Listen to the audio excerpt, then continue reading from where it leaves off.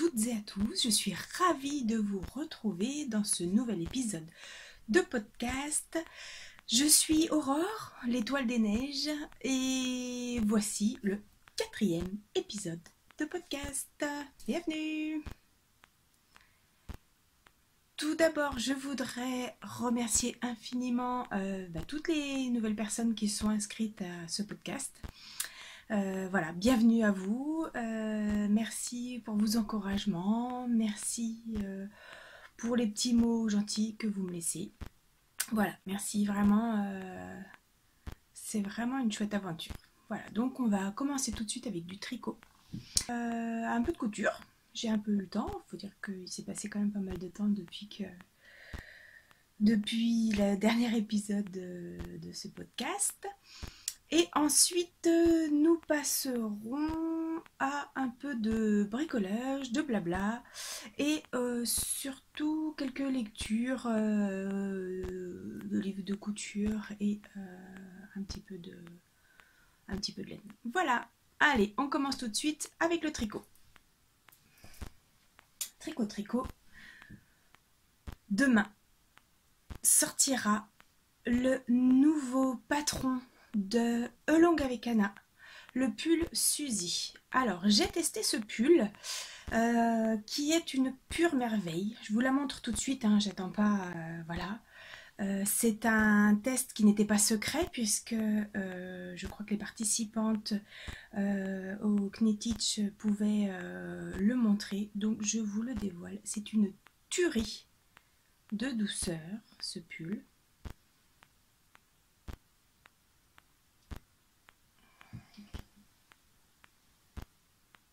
Voilà. Alors, comme vous pouvez le constater, c'est un pull qui est très simple, mais en fait, c'est un vrai basique. C'est-à-dire que c'est tout à fait le genre de pull qu'on peut mettre avec tout. C'est un pull qui passe aussi bien avec une jupe qu'avec un pantalon, un jean, un pantalon habillé. Enfin bref, c'est vraiment un très très chouette modèle et je pense vraiment qu'il va avoir énormément de succès du fait de à la fois sa simplicité et sa polyvalence. Donc Suzy, c'est un pull qui est tricoté dans un mélange de laine, une fingering mélangée à un fil de mohair. Donc vous voyez bien les poils. Alors j'ai utilisé de la laine fingering sardine frétillante de la Féfil mélangée à, donc sardine frétillante, c'est un gris qui est assez pâle, c'est un mélange de mérinos et soie, et je l'ai mélangé à de la Kid Silk de Drops grise et ça donne ce mélange qui est vraiment très très doux. Au niveau de la construction, Suzy est un pull qui se tricote du haut vers le bas et c'est vraiment ma construction préférée. Là je suis en train de faire un petit pull pour Pétronique du bas vers le haut, mais rien à faire, c'est pas ma construction préférée. Pardon. Il se tricote donc du haut vers le bas. Tout d'abord on commence en aller-retour pour former l'arrondi du col. Il y a des manches raglan et ensuite on continue tout droit jusqu'à arriver aux côtes. On reprend les manches pour arriver à de très longues côtes et c'est ce qui fait, je trouve, le charme de ce pull. Ce sont ces très longues côtes qui sont vraiment très très chouettes. Je vais vous insérer quelques photos du pull porté parce que je trouve que c'est quand même ce qui rend le mieux. Donc les voilà.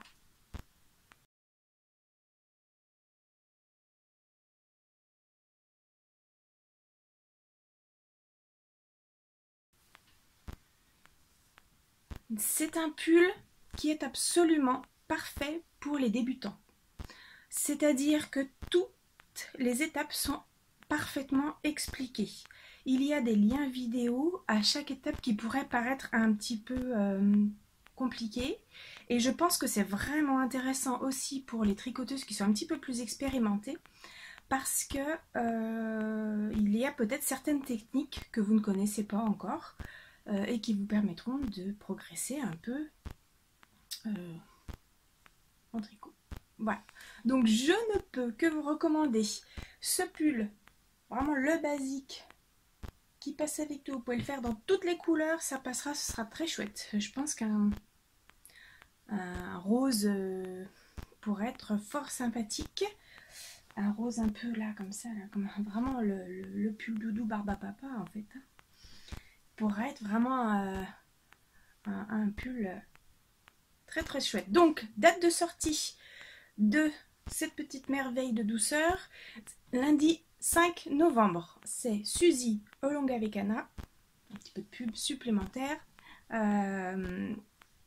C'est la première fois que je testais un pull pour Olonga Vekana et c'est un réel bonheur. Cette créatrice est à l'écoute de toutes ses testeuses, toutes les remarques sont prises en compte.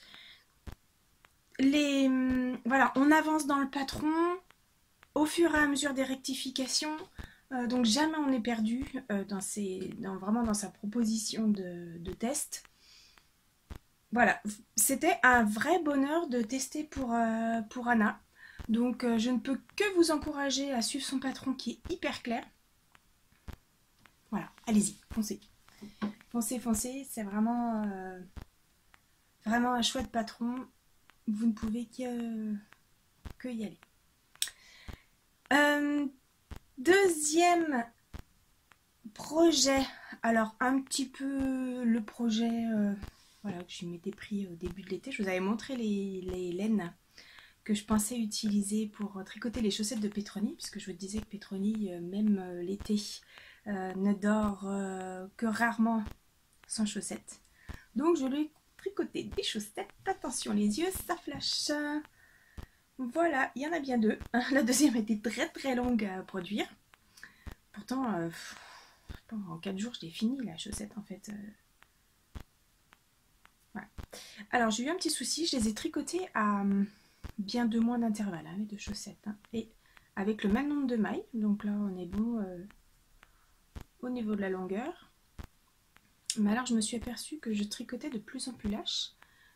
Puisque là, la première chaussette que vous voyez, là, celle-ci, c'est celle que j'ai tricotée en premier. Celle-là, je l'ai tricotée en deuxième. Et on a un vrai gros écart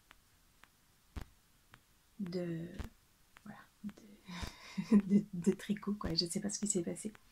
Je pense que je tricote vraiment de plus en plus lâche parce que j'ai le même nombre de mailles. J'ai monté 58 mailles pour faire ces chaussettes avec un talon renforcé. Bon, alors quand il y a énormément de couleurs comme ça sature, hein, bien sûr, c'est du rouge. Quand il y a énormément de couleurs comme ça, je m'amuse pas à faire des dessins, à faire des tresses, à faire des... Voilà, je pense que de toute façon, ça ne se verrait pas. La laine que j'avais utilisée, c'était de la laine des Jolies d'Émilie. Un coloris très très flash. Et pour la pointe et les côtes, j'ai utilisé de la Vilaine. Et le coloris, je me souviens plus, mais il y a une histoire papillon et je la trouve merveilleuse cette couleur. Et pourtant, je ne suis pas du tout, mais pas du tout, une fan de violet. Je n'aime pas du tout le violet, mais cette couleur-là, je l'adore. De toute façon, je crois que j'aime toutes les couleurs que fait Marion de Vilaine. Donc enfin, elle a ses chaussettes. Alors il y en a une qui est plus grande que l'autre, hein, forcément, mais comme elle s'en sert pour dormir, je pense que ça ne la gênera pas. Je referai d'autres chaussettes parce que l'autre jour, il s'est mis à faire froid très très rapidement. Et chez nous, il est tombé 20 cm de neige. C'était un petit peu l'horreur. Je devais partir à Lyon en formation. Bon alors bien sûr, voilà, à Lyon, il n'y avait pas du tout de neige, hein, mais c'était un peu galère pour sortir de la maison. Et j'ai mis des chaussettes en laine que j'avais tricotées. C'était la première fois que je les mettais. Mais qu'est-ce qu'on a chaud avec des vraies chaussettes en laine? Des vraies chaussettes en laine, voilà, ça tient chaud. C'est pas comme des chaussettes en acrylique du commerce, quoi. Donc jusqu'à présent, je les avais pas portés et je pense que dans les bottes, c'est vraiment super agréable. Donc j'en referai pour moi en version un petit peu plus haute parce que dans les bottines, ça a tendance un peu à glisser. Et quand ça glisse sous la botte, c'est pas super agréable. Sous dessous du niveau de la botte, c'est pas très agréable. Donc voilà mes seuls projets terminés pour l'instant. Donc voilà, c'est pas des gros projets, mais enfin voilà, je suis tellement contente du pull Suzy que c'est le pull qui suffit à lui-même, le tricot qui suffit à lui-même. Je vais passer aux encours.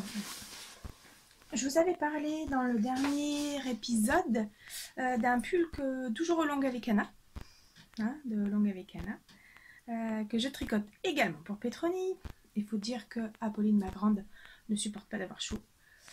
Donc forcément, les pulls en laine, c'est chaud, ça gratte, donc c'est pas du tout pour elle. Et donc, je suis en train de tricoter le pull Maric.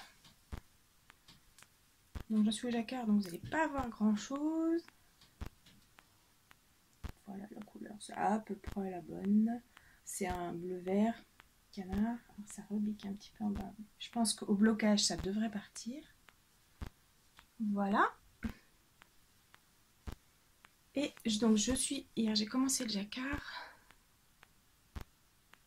Voilà. Je vous mettrai une petite photo du modèle enfant. Parce que Petroni, elle, a toujours froid. Ce pull, je le tricote dans une laine Fonty que j'ai acheté il y a très très longtemps. Je crois sur le site de Bouillon de Couture. Qui fait aussi un peu de laine. C'est de la Fonty. De la Ambiance de Fonty. Qui est laine qui est assez douce quand même. Et qui a l'air bien chaude. Donc là j'hésite sur la troisième couleur. Le jacquard se fait en 3 couleurs.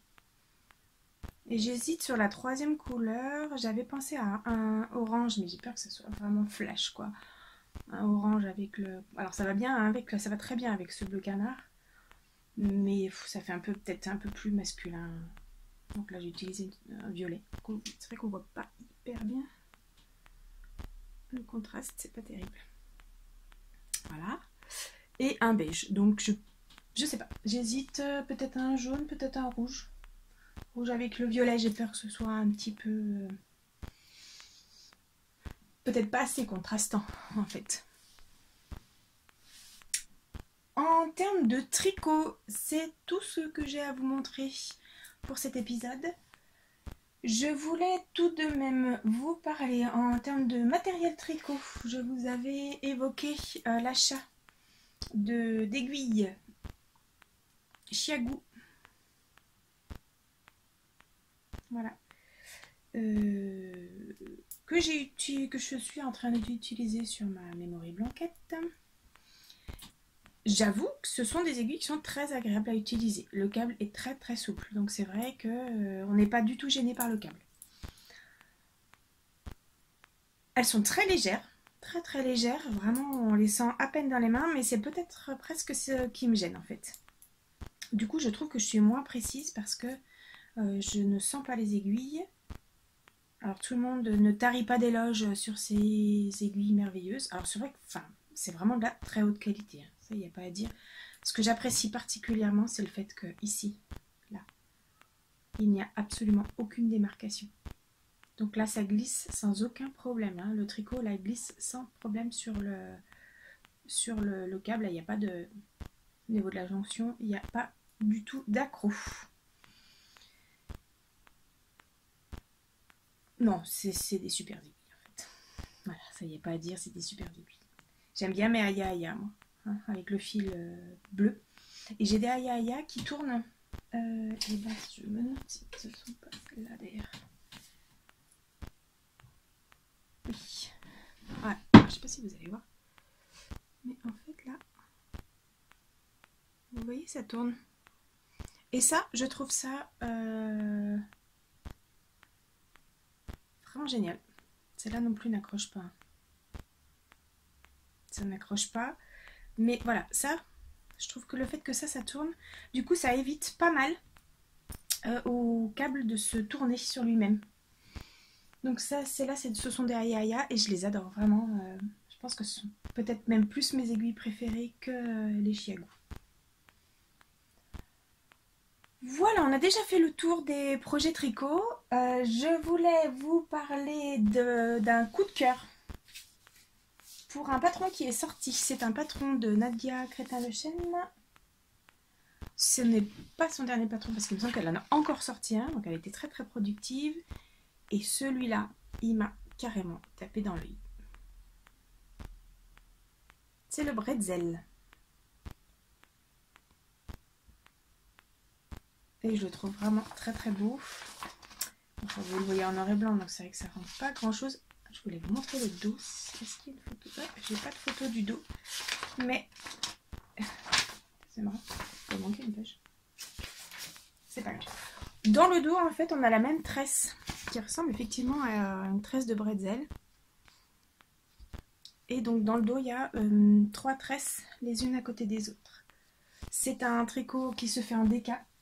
Et il y a très longtemps, j'avais acheté à Marion des Vilaines un coloris qui s'appelle S'approcher de la ruche. C'est un jaune, très clairement, qui quand même a des tendances un peu vertes. Hop, on va mettre à l'endroit, la vilaine. Voilà, qui a des tendances vertes. Il y a un tout petit peu d'orangé également dedans.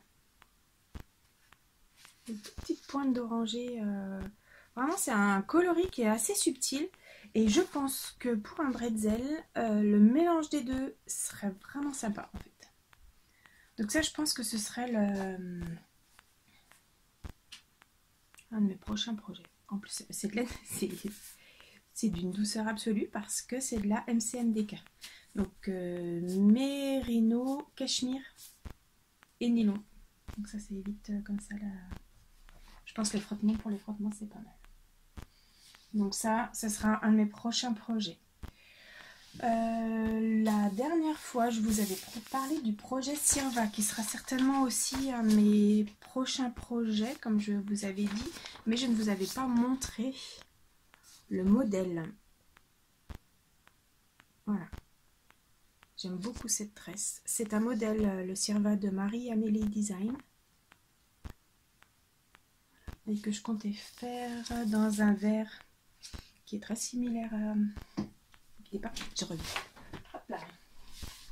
Dans ce verre-là. Voilà. C'est une laine de teinture sauvage. Ce sont des laines qui sont teintes à la main. Voilà, donc 2 prochains projets. Je n'ose même pas vous parler de mon super pull géant tout en jacquard de Kate Davis. Je ne l'ai absolument pas touché. Il fallait que je fasse le test pour Anna. Donc j'ai un peu honte, hein. Franchement j'ai honte. Surtout que je l'adore ce pull en plus. Mais bon, je ne l'ai pas touché. Donc voilà, je vais essayer d'alterner le bretzel avec cette laine et le pull de Kate Davis, le Stratendrick. Voilà, niveau tricot, je voulais vous parler d'un magazine qui est sorti il y a un petit moment maintenant parce que ça fait peut-être bien 3 semaines à moi qu'il est sorti, je pense. Le Laine Magazine. Alors, je n'avais jamais acheté ce magazine et j'avoue que je ne suis pas du tout déçue en fait. C'est étonnant, ce sont des magazines qui sont entre un vrai livre, parce que c'est quand même vraiment un livre épais et puis les pages sont vraiment belles.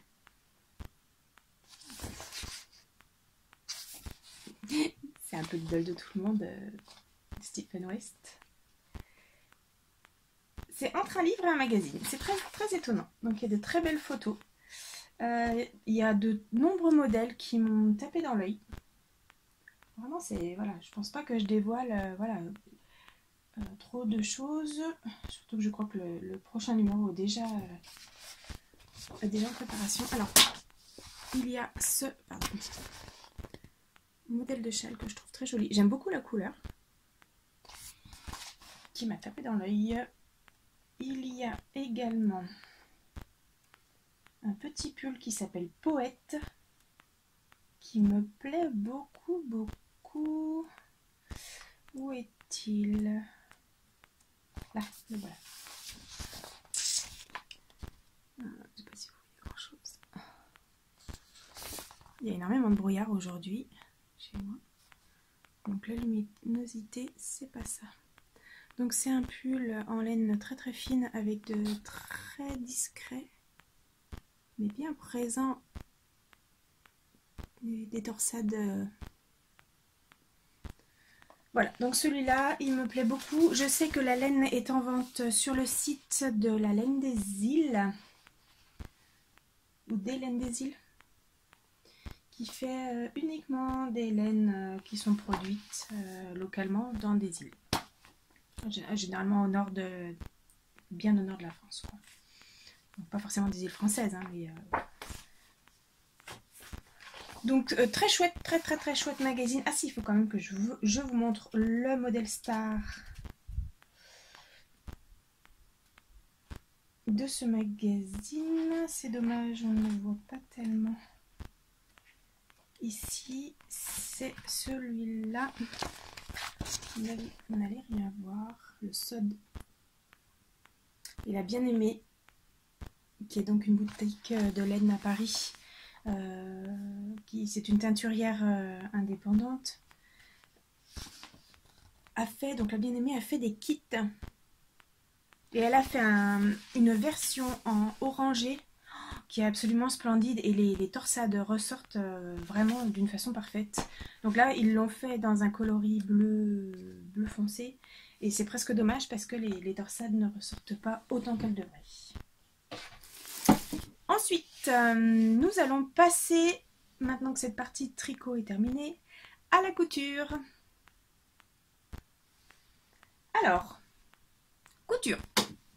Couture, je me suis un petit peu, voilà, je suis un peu forcée, dirons-nous, parce que voilà, la couture est quelque chose de moins évident pour moi que le tricot. Le tricot, c'est tellement facile. Voilà, on s'assoit, on fait 2 rangs, on repart. Le tricot, moi, ça me demande un processus beaucoup plus long. Il faut décalquer le patron, il faut le reporter sur le tissu, tout ça, toutes ces étapes peuvent prendre pas mal de temps. Donc, c'est pas quelque chose qui est vraiment évident pour moi. Et voilà, ça me demande pas mal de concentration. Autant le tricot me détend, autant la couture aurait plutôt tendance à me prendre pas mal d'énergie. J'ai donc réalisé ma première réalisation, vous la voyez ici. Est-ce qu'on aura assez de recul? C'est encore et toujours, parce que je pense que c'est un modèle qui me va vraiment bien, la Aldaïa Dress de Pauline Alice. Alors j'ai fait une version manche 3/4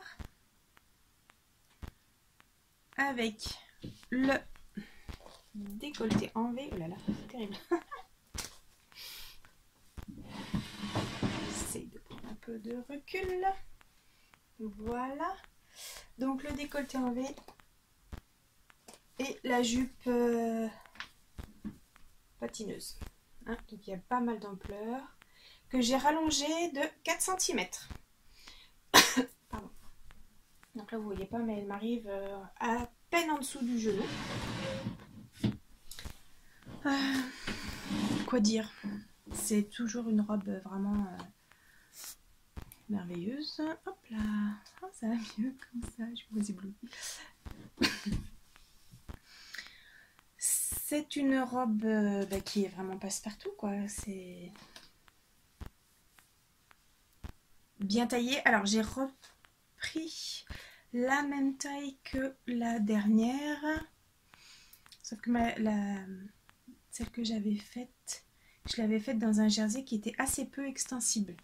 Celle-ci, je l'ai faite dans un Milano, donc c'est un jersey qui est vraiment épais. Vous voyez pas grand chose forcément. C'est un jersey qui est épais, donc qui est vraiment parfait pour l'hiver. Qui a énormément de tenue, qui n'est pas mou du tout. Et ce jersey, je l'avais acheté au salon du mois de février à Paris. Voilà, je crois qu'on a été interrompu. Je pense que voilà, c'est une petite surchauffe, je ne sais pas. Donc, ce Milano, je vous disais, je l'ai acheté au salon le salon du fil à Paris. Sur le stand de l'atelier de la création. Donc c'est un Milano que vous pouvez retrouver également sur internet sans aucun problème. Voilà. C'est un modèle, une fois qu'on a décalqué le patron et qu'il est prêt à être, pardon, j'ai eu un petit message, et qu'il est prêt à être utilisé, ça va très vite en fait à coudre. Alors, chose peut-être un peu étonnante, celui-là, je ne l'ai pas du tout cousu à la surjeteuse. Je l'ai cousu uniquement à la machine à coudre. Parce que je sais pas, j'avais besoin de plus de précision. Je n'ai pas fait... oui, rien du tout. Mais je n'ai fait aucune... Je n'ai pas du tout surjeté les coutures. Hein, puisque le Milano, le jersey et en particulier le Milano, ne s'effiloche pas du tout. Donc c'est vrai que je me suis épargné cette étape. Et donc forcément c'est un projet qui va vite. J'ai également cousu une jupe qui est la jupe Évidence des bobines Pattern. Alors, les bobines Pattern, leur créneau, on va dire, c'est la couture pour débutantes. Ce sont des modèles qui sont simples. Alors, simples à réaliser, simples dans leur conception. C'est une boutique qui est jeune. C'est Caroline Création et les Cousettes de Clochette qui animent les bobines Pattern. Elles ont créé un sweat déjà et certainement d'autres choses. Et donc cette jupe Confidence que j'ai moi réalisée dans un velours. Hop, il y a des petites velours. Orange. Ah ben là la couleur est pas mal. Bon, elle est un petit peu froissée, hein, forcément. Et alors ce qui est très très chouette, c'est qu'elle est élastiquée au dos. Voilà. Alors moi j'ai rencontré, et puis elle a des pinces devant. Voilà, donc ça marque bien la taille. J'ai rencontré un problème que Mélise a évoqué dans son podcast. Mélise, c'est la boutiqueuse. Dans son podcast, elle a évoqué le syndrome des grosses fesses, on va dire. Je suis pas tellement sûre qu'elle ait ce syndrome-là. Moi, je l'ai, hein, ça c'est évident. J'ai le syndrome des grosses fesses et je ne peux pas enfiler ma jupe par le bas. Donc, elle a suggéré je n'y avais pas du tout pensé, de l'enfiler par le haut. Et là, ça marche, il n'y a aucun problème. Je peux enfiler ma jupe par le haut. Alors, je pense qu'il y a un petit problème de conception en fait. En effet, les deux morceaux devant et derrière ont la même taille. Sauf qu'on est relativement plat devant et plutôt bombé derrière. Et je pense que le petit souci vient de là. Donc je pense qu'il faudrait peut-être, même certainement, rajouter quelques centimètres au dos, quitte à poncer un petit peu plus. Voilà, c'est un modèle également qui est basique dans le sens où il y a des poches, mais ces poches, voilà, ne sont pas cousues. Hein, elles sont directement intégrées dans le patron. Alors là, je pense que les puristes forcément vont hurler. J'avoue que ça nous fait un petit pli en bas de la poche qui est peut-être pas du meilleur effet.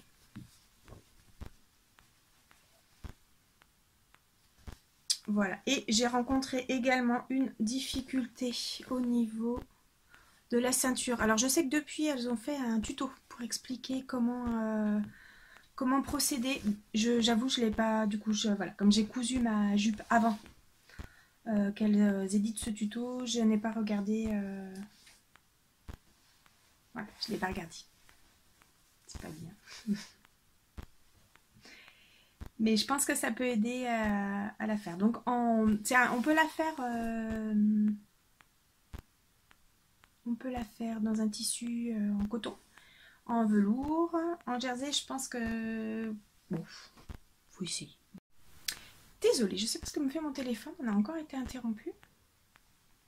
Alors, je voulais vous parler d'un projet que j'ai en cours. Il est là. C'est une tunique que je fais pour Apolline. Voilà, alors je vais la raccourcir. Je veux pas une robe, hein, je veux une tunique. C'est un modèle qui est issu d'un Autobré Design. Alors j'en ai beaucoup des Autobré. Et finalement j'en ai assez peu cousu et je sais pourquoi. Leurs planches sont juste imbuvables. Je déteste décalquer déjà. Alors moi je suis très fan des PDF. J'avoue que décalquer c'est pas, voilà, c'est pas mon truc. Mais alors quand il y a 50 planches qui se superposent, c'est juste pas possible, quoi. Bref, j'ai trouvé un joli petit tissu vert encore, hein, même si vous le voyez un peu bleuté. C'est une sorte de crêpe extensible. Assez étonnant. Et ça, je fais ça pour Apolline. Donc voilà. J'ai posé une fermeture éclair apparente. Ma hantise, les fermetures éclair. Et Urban Ferry, Elsa, propose des patrons. Et elle propose également des cours de couture en ligne. Et elle avait, il y a peut-être une quinzaine de jours, proposé une promotion sur sa dernière formation, qui est une formation sur les fermetures éclair. Donc ça tombait parfaitement. Et j'ai acheté ce cours qui est très bien expliqué. Elle propose beaucoup d'autres formations. C'est très pédagogique. Il y a énormément de vidéos. Et chaque étape est très très bien décrite. En plus, elle a une pêche d'enfer, Elsa. Donc je vous mettrai les références en bas ou sur mon blog peut-être. Plutôt d'ailleurs.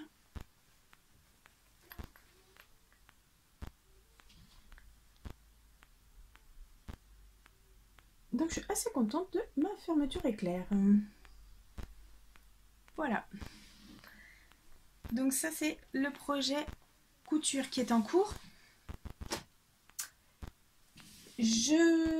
J'aimerais également coudre dans ce jersey. J'arrête pas du côté.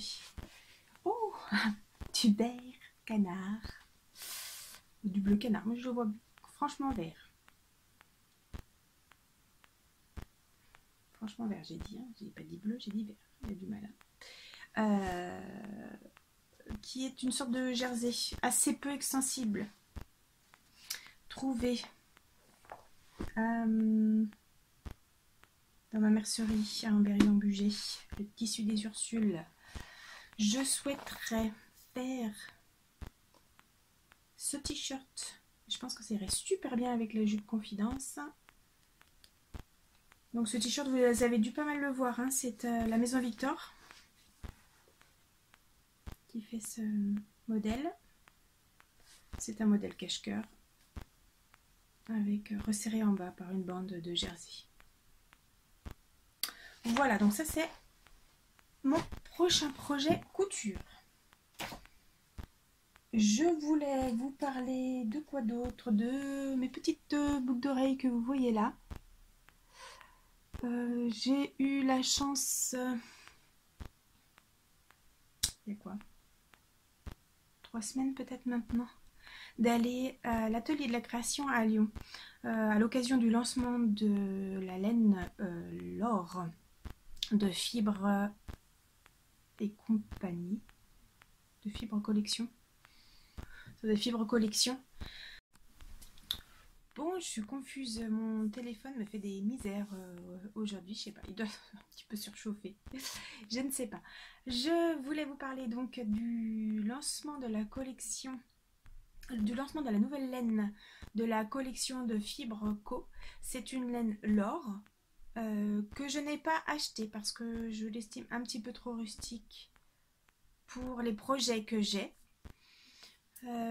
Et à cette occasion, donc, je suis allée à l'atelier de la création, et c'est à l'atelier de la création où énormément de tricoteuses se sont retrouvées pour le lancement de cette nouvelle laine, et où j'ai rencontré pas mal de monde. J'ai rencontré Marie Bibounette, pardon. J'ai rencontré pas mal de monde, quoi, qu'on a l'habitude de voir un peu sur les réseaux sociaux, soit sur Instagram, soit via les podcasts. Et à cette occasion, j'ai découvert qu'ils avaient un stand énorme de perles. Et je me suis acheté de quoi me fabriquer ces jolies petites boucles d'oreilles. Voilà, donc c'était mon petit apporté bijoux. Je ne fabrique pas de bijoux du tout de façon régulière. C'était même... Si, alors oui, si c'est des perles, des choses comme ça, mais... rien d'extraordinaire. Donc voilà. Donc j'étais contente de mes boucles d'oreilles. J'ai également acheté à l'atelier de la création un superbe molleton avec un fil doré que je trouve vraiment super beau et qui est réversible. Mais trop génial, quoi. Et donc je vais enfin faire le gilet monceau. Alors pas pour moi, dommage, hein, mais je me demande si je vais pas en racheter parce que vraiment je le trouve très chic. Pour faire un gilet monceau pour Apolline, hein, vu qu'elle ne porte pas de gilet et de choses en laine, il faut que je lui fasse quand même des choses pour l'hiver. Il fait quand même froid chez nous, et vraiment trop beau, quoi. Il est aussi beau d'un côté que de l'autre, en fait, je trouve. On peut faire des revers de manches vraiment sympas, je trouve. Voilà, donc ça, ce sont mes projets couture. Voilà, bon, pas des tonnes de choses, parce que je crois que en fait, si je me mets trop la pression pour vous montrer des choses, voilà, j'y prends moins de plaisir. Donc c'est aussi pour ça que les épisodes de ce podcast ne sont pas à la fois ni très réguliers, ni...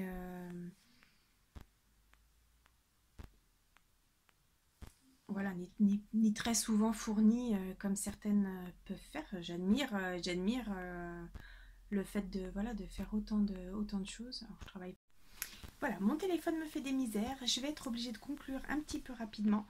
Je vous remercie 1000 fois d'avoir suivi ce podcast. Je vous fais des bisous et je vous dis à très bientôt. Bye bye et joyeux tricot.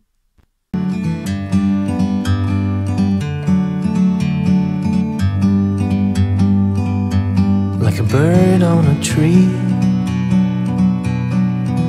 I'm just sitting here.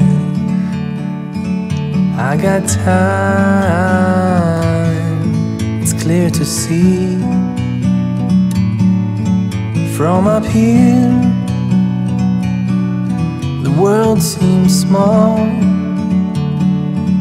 We can sit together. It's so beautiful.